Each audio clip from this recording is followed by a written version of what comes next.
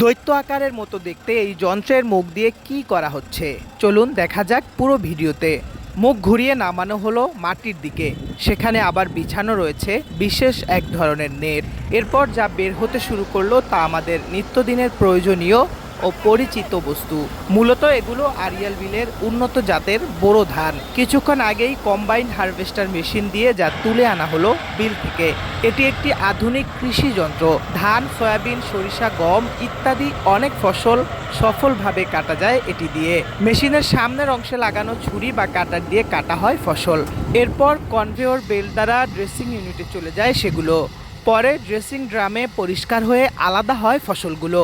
এতে রাখা চালনি দিয়ে শস্য পরিষ্কার করা হয় এবং প্যারা ব্লোয়ার থেকে আলাদা করা হয়। এই মেশিনে স্থাপিত পাথর ফাঁদ ইউনিট শস্য থেকে নুড়ি এবং মাটির টুকরাও আলাদা করতে পারে। শিহাব আহমেদ, আমার বিক্রমপুর।